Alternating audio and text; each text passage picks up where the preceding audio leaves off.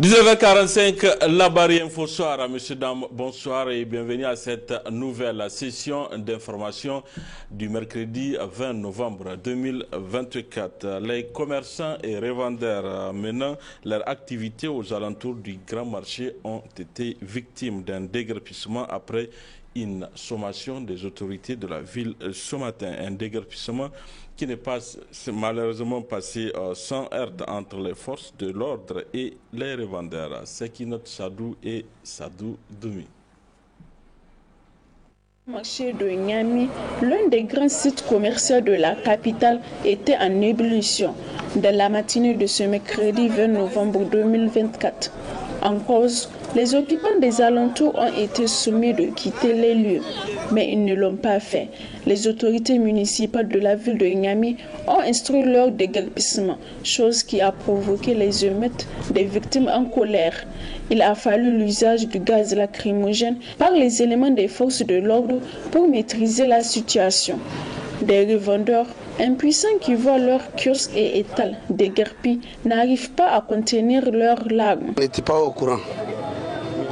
Nous sommes là avant-hier, ça fait 2 jours de cela. On est là, on nous a appelé la nuit, vers 21h. Quand on nous a appelé, on nous a dit que il y a des gens de la mairie qui sont venus aux alentours du grand marché. On ne sait pas pourquoi. On est venu, on a trouvé le directeur des équipements marchands. Ça veut dire le DEM. Le DEM est venu, on était là avec lui. Le camion, ça veut dire le tracteur, a commencé même à rentrer dans les bagages pour prendre. On l'a fait dire que non, monsieur le directeur, sans nous prévenir, on ne nous a pas prévenir, on ne nous a rien dit.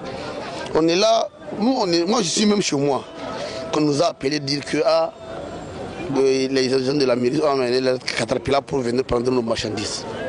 Et il nous a dit donc, il va laisser demain, on n'a qu'à venir à la mairie.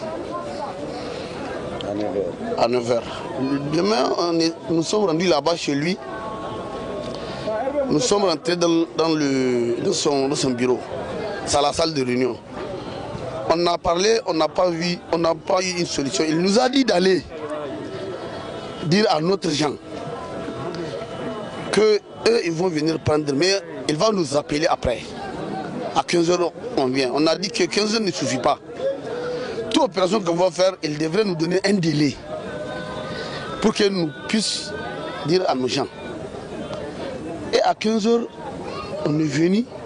La presse est venue nous demander. On a dit aux presses ce qui s'est passé. Nous, on est là, il ne nous a pas appelés. Jusqu'à hier, nuit. Moi, on m'a appelé à 23h et quelques. Que les agents de la mairie ont voulu venir à minuit pour venir à l'opération. Je suis venu ici sur le terrain. Je suis seul qui est venu sur le terrain.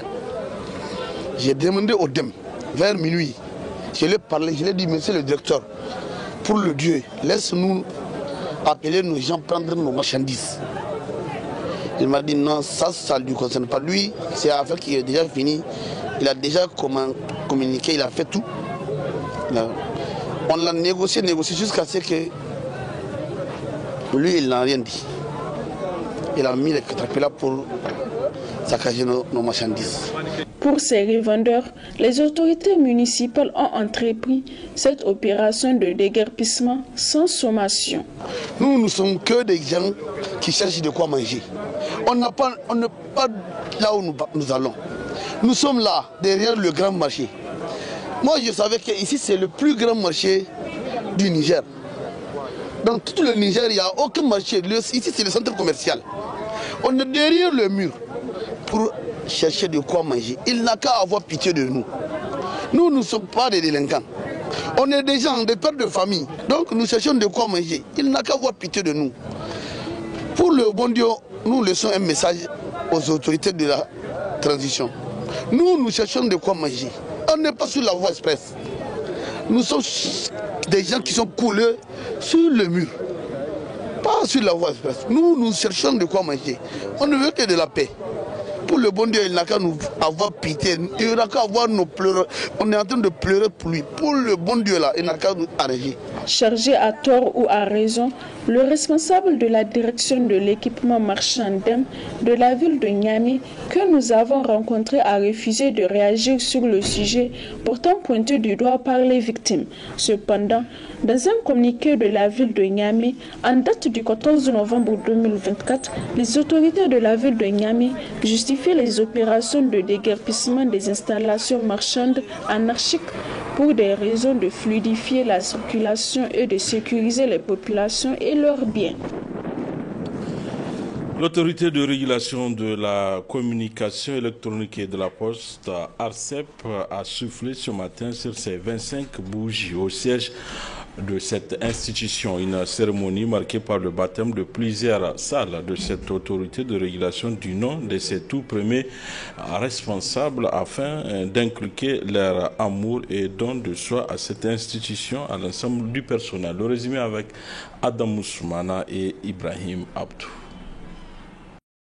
Autorité administrative indépendante en charge du contrôle de qualité du service rendu par les opérateurs, l'ARM créée le 26 octobre 1999, de nos jours Autorité de régulation des communications électroniques de la Poste, magnifie par la présente son quart de siècle au service des Nigériens. Une célébration qui vise également à rendre un hommage mérité à ceux qui ont posé les jalons de cette institution tout en œuvrant pour son plein épanouissement. Occasion pour les responsables de l'ARCEP de louer le travail abattu par les pionniers de cette autorité et de donner les raisons ayant conduit à l'organisation de la présente cérémonie. Cet acte symbolique est la manifestation du respect et de la reconnaissance envers ceux qui ont contribué à l'histoire et au succès de l'ARCEP. C'est le directeur général, mesdames et messieurs. L'avènement du CNSP au pouvoir sous la conduite de son Excellence le général de brigade Abdourahmane Tchani, président du CNSP, chef de l'État, a mis notre pays sur le piédestal de la souveraineté. Cette souveraineté ne peut se perpétrer sans sacrifice et le don de soi. Nous exprimons notre profonde reconnaissance et notre respect envers ceux qui ont œuvré avec vision et détermination pour bâtir les fondations de notre institution. Tout d'abord, rendons hommage à feu Madame Sori Boubacar Zalika, première présidente de l'autorité de régulation multisectorielle ARM du 5 mars 2003 au 11 mars 2009. Nous saluons également M. Abba Moussa Issoufou, second président de l'ARM du 12 mars 2009 au 16 décembre 2010. Enfin, nous honorons Dr Madame Aminata Garba, première directrice générale de l'ARM du 16 décembre 2010 au 10 mars 2013, dont le nom viendra orner l'une de nos salles. Ces trois personnalités ont tracé par leur travail et leur dévouement un chemin d'excellence que nous poursuivons avec fierté. En inscrivant leur nom dans nos murs, nous rappelons à tous ceux qui franchiront le seuil de ces salles qu'ils intègrent une histoire de passion, de rigueur et de service pour notre nation. C'est dans leur exemple que nous puissions l'inspiration pour continuer notre mission avec la volonté ferme de faire de l'ARCEP un régulateur de référence. Les représentants des trois personnalités n'ont pas manqué à leur tour de témoigner de leur gratitude pour cet honneur. Vraiment remercier les autorités de l'ARCEP qui ont bien voulu honorer la mémoire de Madame Teresa. Je vous transmets les salutations de notre père, Monsieur Abba Moussa Issoufou Ampéchi. C'est avec un sentiment de fierté que nous vous remercions pour l'honneur d'une des salles de réunion de l'ARCEP. Je représente Aminata Garba, qui est malheureusement empêchée, qui n'a pas pu faire le déplacement. Donc elle vous présente ses excuses pour ça. Elle aurait aimé être là avec nous. pour cette grande occasion. S'en sont suivis la remise de témoignages de satisfaction aux 3 anciens directeurs généraux de l'ARCEP et le dévoilement des salles dédiées en leur nom. Ce 25e anniversaire de l'ARCEP sera également marqué par la signature d'un free roaming entre les États de la Confédération de l'AES et d'autres activités pour rendre davantage mémorable cet événement. Début ce matin à Niamey du championnat africain de football scolaire de la zone IFOA-B. C'est au centre technique national de la Fédération nigérienne de football, FENIFOOT, que le coup d'envoi a été donné en présence du ministre de la Jeunesse et du Sport, de la ministre de l'Éducation et de plusieurs personnalités, Ismaël Moumni et Nasser Sedou. Venus de plusieurs pays ouest-africains, ces jeunes filles et garçons se retrouvent à Niamey pour le championnat africain de football scolaire de la zone IFOA-B. Le match d'ouverture à laquelle ont pris part les autorités, membres de la CAF et de la FENIFOOT, les supporters et autres convives à opposer le Niger en garçon en blanc et le Burkina en vert. Victoire du Burkina Faso par un score d'1-0. Le coach nigérien s'est exprimé en ces termes. On a essayé de jouer ce matin pour faire plaisir d'abord au peuple nigérien. Après, vraiment essayer d'amener ces jeunes-là à prendre du plaisir pour mieux s'exprimer sur le terrain. Nous, l'objectif était vraiment d'avoir une équipe collectivement prête qui va produire du jeu. On a trop insisté sur la qualité du jeu, vraiment sortir des ballons à travers le gardien pour l'amener des milieux de terrain jusqu'aux attaquants. Malheureusement, on avait en face de nous des joueurs plus costauds que nos jeunes. C'est ça qui a vraiment mis beaucoup de difficultés à nos jeunes pour mieux s'exprimer et sortir avec les balles. Défaite également du Niger en dames, toujours face au Burkina Faso, par un score de 5-0. À la suite de la défaite de ces poulains, Maïmounatou a réagi. On a joué 2 matchs amicaux avant le début de ce tournoi. Et malheureusement, à la dernière minute, on n'a pas pu récupérer certaines de nos joueuses, ce qui a déstabilisé l'équipe. L'objectif pour nous d'abord, c'est de ne pas être ridicule. C'est vraiment une nouvelle équipe, de nouvelles joueuses qui viennent de commencer à jouer au foot. C'est des enfants. Donc on leur apprend d'abord à se défendre. Parce qu'on n'a pas encore la capacité de vraiment jouer devant. Donc c'est pourquoi on a choisi le bloc bas. Pour d'abord défendre, ensuite après le reste viendra après. C'est de voir les jeunes s'épanouir sur le terrain. Pour nous, c'est de les voir jouer, s'amuser sur le terrain. C'est juste 2 matchs qu'elles s'amusent d'abord. Après, on va corriger. Ce championnat africain de football scolaire de la zone IFOA-B est destiné uniquement aux jeunes de moins de 15 ans. En dehors du Togo, tous les pays de la zone B participent à cette compétition qui va s'achever le 24 novembre prochain. Voilà, place à présent à notre rendez-vous hebdomadaire de la chronique judiciaire dont les numéros d'aujourd'hui traitent de la comparution sur la reconnaissance préalable de la culpabilité, un thème abordé par maître Moustapha Amidou Niébé, avocat à la Cour. Très bonne réception.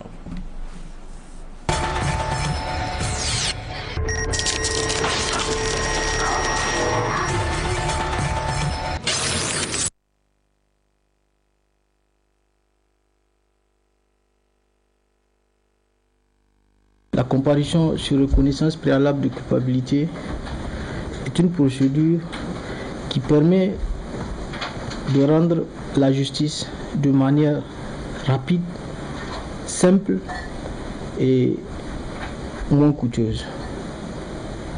Toutes les fois où une personne reconnaît les faits qui lui sont reprochés, eh bien on dit sur sa demande ou sur la demande du procureur de la République, à condition que l'infraction pour laquelle la personne est poursuivie soit punie d'une peine inférieure à 10 ans. Ça, c'est la première condition.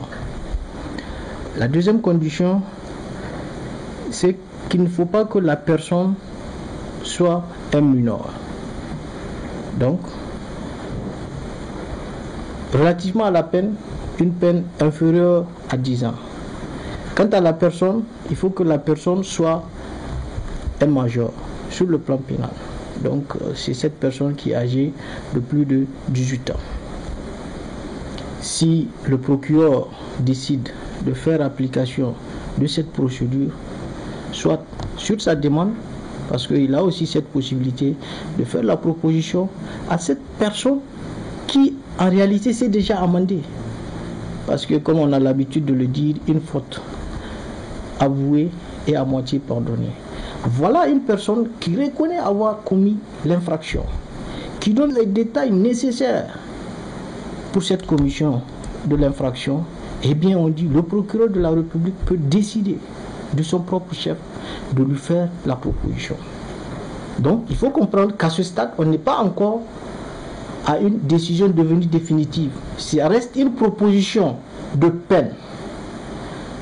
Là, la personne qui a reçu cette proposition, eh bien, a cette possibilité d'accepter ou de refuser. Et on dit aussi que la personne peut demander un délai de 3 jours pour réfléchir sur la peine qui lui a été proposée. La deuxième situation, c'est que une personne qui reconnaît les faits qui lui sont reprochés, qui se retrouve dans les deux conditions que nous avions citées ci-dessus, peut demander au procureur de la République de lui faire le bénéfice, de lui donner le bénéfice de cette procédure, qui permet de juger de manière rapide. Eh bien, pour le déroulement de la procédure, le procureur lui fait d'abord un résumé des faits qui lui sont reprochés.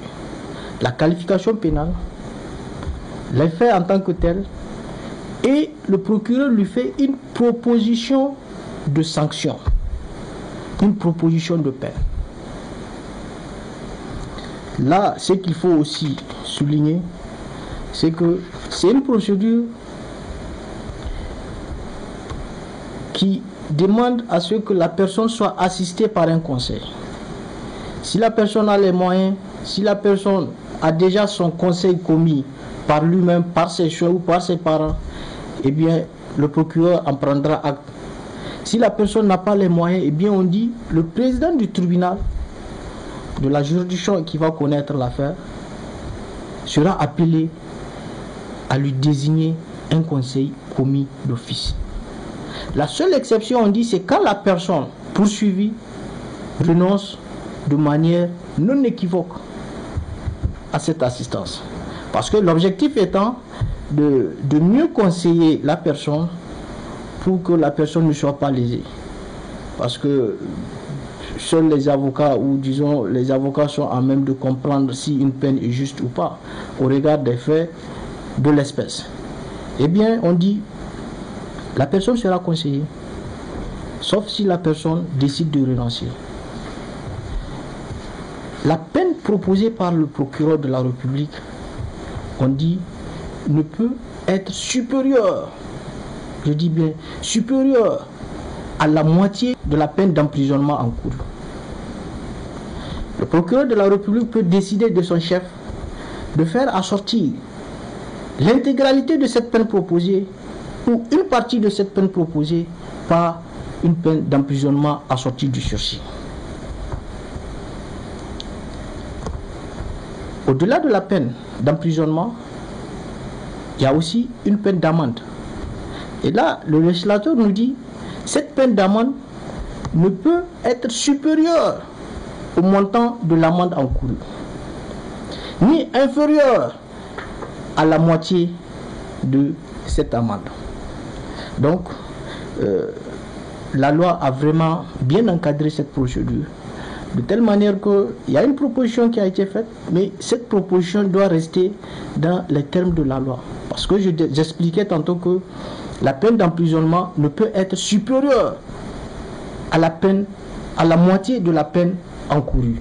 Si c'est de l'amende, ça ne peut être supérieur au quantum de cette amende, ni inférieur aussi à la moitié de cette peine d'amende.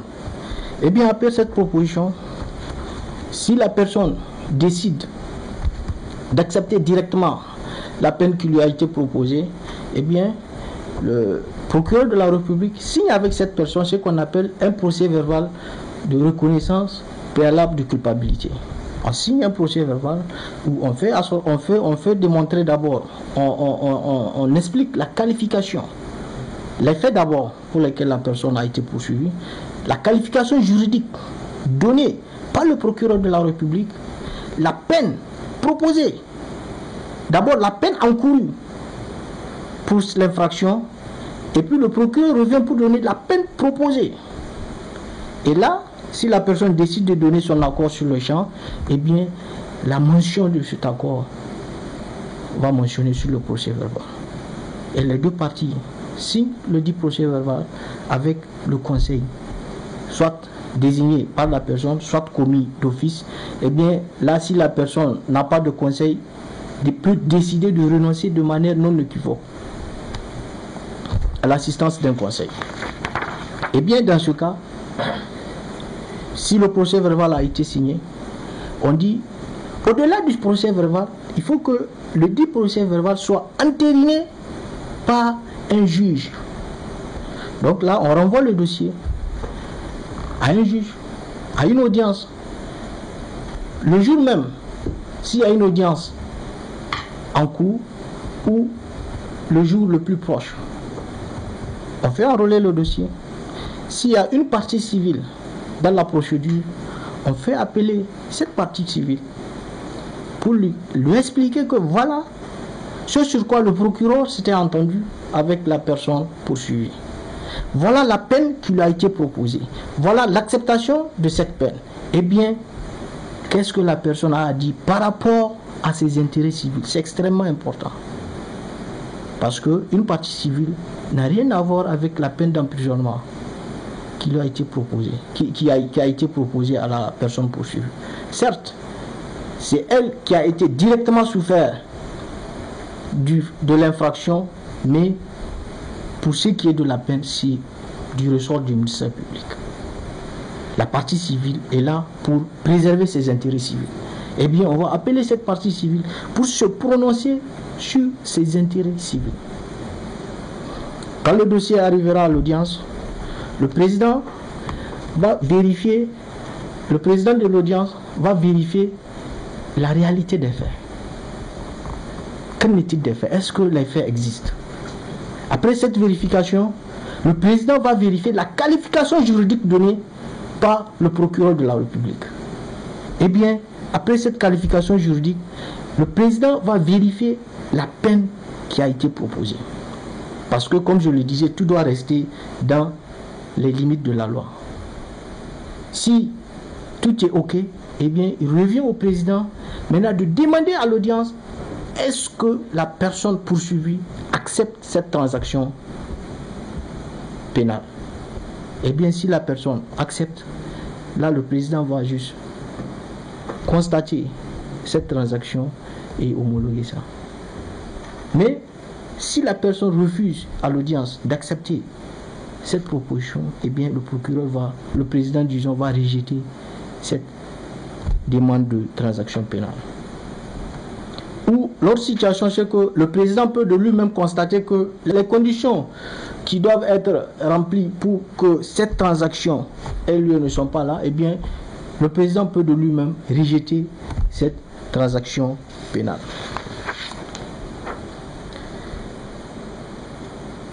Ce qu'il faut aussi soutenir, c'est que il y a certaines infractions qui ne peuvent pas connaître de cette procédure. C'est l'article 379-10 de notre code de procédure pénale qui nous donne la réponse. On dit cette procédure n'est pas applicable aux infractions prévues aux articles ci-après. Elle n'est pas applicable aux infractions d'introduction, de fabrication, de culture et vente de substances psychotropes punies de peine criminelle. elle n'est pas non plus applicable quand pour des faits impliquant plusieurs personnes, toutes ne l'acceptent pas. Si par exemple une infraction commise par 2 ou 3 personnes, une personne accepte cette proposition, les autres refusent d'accepter cette proposition, eh bien cette transaction pénale ne peut trouver application. C'est le cas aussi d'une infraction portant sur la fausse monnaie, le délit de fuite, les séquestrations et arrestations arbitraires, l'aliénation de la liberté d'autrui, les atteintes à la pudeur, les actes impudiques sur mineurs de même sexe, les mutilations génitales féminines. C'est pour vous dire que depuis un certain temps, parce que c'est une révision de 2007, donc depuis un certain temps, le législateur a vraiment créé les conditions pour qu'il y ait une justice accélérée et une justice plus juste pour ces personnes qui reconnaissent leur tort. C'est cela aussi la justice, c'est la célérité, c'est cela aussi la justice.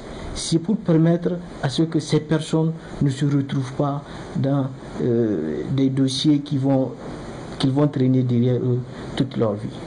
Ce qui est important aussi de souligner, c'est que même le dossier qui se trouve en instruction, la personne qui reconnaît les faits peut, par son biais ou par le biais de son avocat, écrire une correspondance officielle au procureur de la République où il va retracer les faits qui lui sont reprochés, il va reconnaître les faits qui lui sont reprochés et faire cette proposition au procureur de la République de lui faire application de la reconnaissance de cette procédure de reconnaissance préalable de culpabilité.